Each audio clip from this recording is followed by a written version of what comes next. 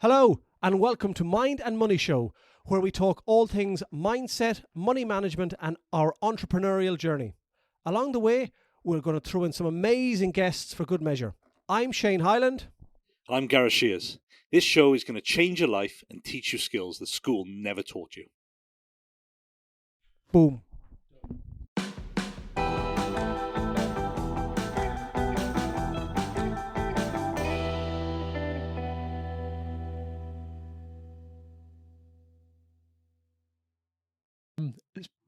We've just had the Jubilee weekend celebration.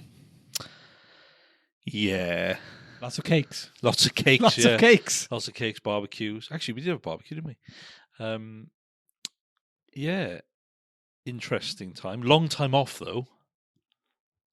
4 days was a long I think we've got enough time off, haven't we? Again. It was nice. Where we are, there's a village hall, 2 football pitches, and the whole lot was covered in all of the people. They kind of said it was a 1 till 4 o'clock event, but we know people stayed longer. But there must have been 400 people there. It was lovely because everyone you saw around the village attended, and they all brought their own deck chairs and prosecco and wine and chocolates and biscuits, and there was a couple of stalls selling this down the other, and they were spraying the kids' hair. Community feel. And with COVID just gone and people spending time working from home, maybe I'm going to ban that word. Yeah. I hate that word. It's like and social the distancing. Weekend that's gone on, I think a lot of people I was chatting to, because they know the job that I do, we're talking a lot about, I'd love to do this all the time. I've realized now I don't want to work all my life. I want to be, I'm not going to say partying, but socializing, interacting with others, doing what I want to do when I want to do it. They want to retire early. They want to go at 50, 55, retired 50, 55, yeah. Yeah, and you're right. I'm hearing that more and more. People saying, "Oh, yeah, I'm going to down tools when I'm 55," and well, for a lot of people, it's going to be 57, 58 at the moment. But yeah, there's a lot of people saying, and I get it, but I don't think people realise that it isn't going to be that easy to retire at 55. There's probably a mentality of house prices are going up. People have parents. And without sounding horrible or morbid, that, once my parents go, I'll have a house to sell, and I can live on that. But, as you say, there are so many variables within that. Mother and father can live well into their 90s. Look at the Queen and the Queen's mother. She was 100 and odd, and the Queen is 96, and Charles is still waiting to take over. I haven't had a stressful life, though, have they? Let's not get into that. But no, you're right. The people are living longer. Because if you look at the ONS statistics, so they actually say that there's a 1 in 10 chance now. If you retire at 55 today, there's a 1 in 10 chance you'll live to 97. That's 42 years. But if you put that in perspective now, and this is what I kind of say, I said to somebody the other day, was I want to retire at 55. I was like, okay, let's do the maths. I was like, if you started work at 16, which actually they didn't start work until after university, they're 21. But if you started work at 16, you'd actually be retired. If you retired at 55, lived till 97, you'd actually be retired 3 years longer than you've actually been working. Yeah. Now, people don't realize that. So unless you've been saving for that time to retire, it's a bloody pipe dream. We get Chris, because behind our door there we have My Life in Weeks, and we've segregated it up into 3 different parts. The learning phase. So we've got growing and learning, and then we've got working and earning, the working phase, and then retirement. And if you see, we've mapped it out to the ONS stats of when people will pass away. There is a large period in which people will be working now, but we haven't even accounted for going into their 80s or late 90s. And with that, people are not, we can't use the word saving, because saving is associated with cash-based. People are not strategizing and investing planning for retirement, for their retirement.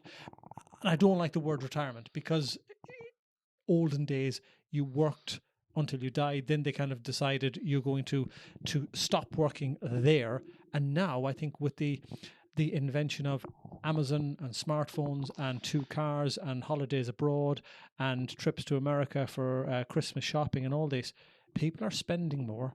They are not investing and saving for the long term, and so they're putting off and putting off. And go back earlier to once my parents die, I'll get a house. The magic of the eighth wonder of the world, compound interest. There's no point in getting a lump sum of £300,000-400,000 on the death of a parent from the sale of a house to invest it there and then, because one, it won't be able to go into a pension because of the rules or technicalities, and two, if you start a lot earlier and just pay on a regular basis, that money will probably be there without having to rely on the parents if you start a process earlier and stick to a routine of saving into a cash-based account for your emergency fund and investing for the long-term you on a regular basis. And the more you earn, the more you top up your pots. Yeah, and I think we're not saving enough for retirement. I think the Financial Conduct Authority said the average pension pot retirement at the moment, male and female, is 61,000. I want to say 497, something around there. That's not a lot of money, because if you are accustomed to living on 20 grand a year net, which I can see there's not many people who probably live on that, that's only going to last you 3 years. And there's also another misconception, which I discussed with people think that when I retire, I'm going to spend less. It doesn't happen. Generally, people for the first few years will probably spend a little bit more, unless they're being a little bit cautious. But generally, you will usually spend about the same of what you spent when you were working day to day. Because what's really changed? Nothing's really changed. Okay, you may not have a mortgage and so on and so forth, but you got more free time. You got more free time, so you're probably going to do a lot more kind of traveling. Unless you're not that way inclined, but generally, you're probably going to spend about the same. We'll kind of put it there. You may spend a little bit more, you may spend a little less, but what you're not going to do is halve your income by retiring. That just doesn't happen. Okay. State pensions are getting later and later. I think most people is going to be 68 upwards really now who's going to be getting their state pension, kind of retiring. And yes, I know your employer and work-based pensions, people are saving into them, but sadly, that 8% between you and your employer is not actually going to go that far. You actually got to put some provisions in place. That's if you want to retire at 55, okay? And even at 60 and 65, if you want to retire at either of those, you really do have to have some plans. Because I think a lot of people are going to be, the reality is they're going to be working a lot longer these days than kind of ever. And because we are living longer. Because like I say, if you retire at 55 and you live to 97, that's 42 years. And there's a 1 in 10 chance of that actually happening. There is I think it's in Holland, isn't it, that they have the idea that Friday is their pension day. The money that they get, they spend and use for them now, Monday to Thursday's income, and Friday's income is put aside for their retirement. So technically, they're saving 20% of that. Now, that is superb on a compounded basis. And that's what people almost need to do. There is a requirement now, and some hacks of do a spreadsheet of what you spend now, take out your big expenditure, maybe your mortgage or something like that, but most people are basically upsizing and having it till they're in their 60s. But take out all of those big costings, and it'll leave you with an amount that you need, that you think is relevant to maintain your standard of living that you have now.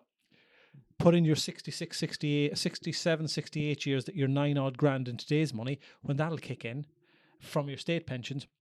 See the shortfall that you're not going to retire at 55, retire at 60, retire at 65. There is short-term pain required now, putting money to the side for long-term gain for the 40 years. People will counteract that statement with, well, I might die. Well, you might, but you know what? You might live as well. So if you die... And you might live longer than 97. If you die good and well, pass that on to next of kin, children, grandchildren, great-grandchildren, for as long as the pot's there. But if you don't do something now the nearer and nearer you get to that age, the more and more you are going to have to put aside. So if you can start a habit now, and it doesn't matter, everyone asks, how much do I need to save? It should be invest as much as you can. And next year, more.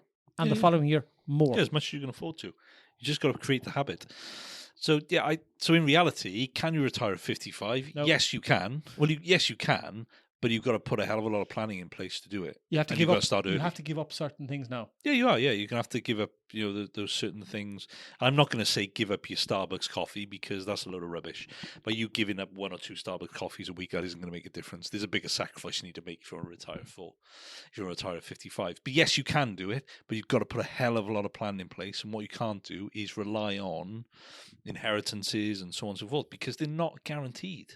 You need to put something in place which will give you an element of comfort when you come to 55. People are living longer. So mom and dad are now living longer, but they're living in ill health because, like a car, your body is not as good, and so they're living in ill health. And guess what? They may need some care, some respite care. They may need to go into care in the future. And guess who's going to pay for that? They're going to pay for that themselves through their own money, which will then downgrade the value of whatever pot that you think you are going to get in the future. Again, they're probably going to end up getting sold for care fees as people are living longer. So actually, that inheritance pot you were looking at is probably going to disappear. But there we go. That's retiring at 55. Can I say one thing? We talk all the time because it was relevant. I'm doing a report now about risk and people's attitude to risk and all this type of thing. Risk is only something that you can't control. It's a variable. When you're talking about retirement, it's not the investment risk.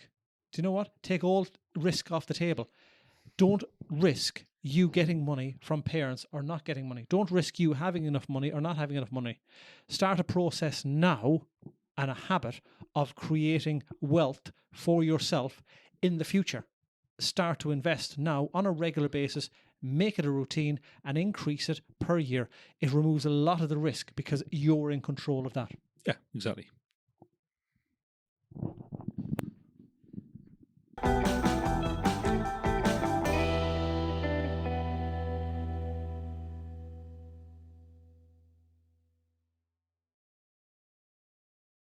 Thanks for listening, and if you enjoyed this episode, then please subscribe and remember to follow us on social media for more content like this.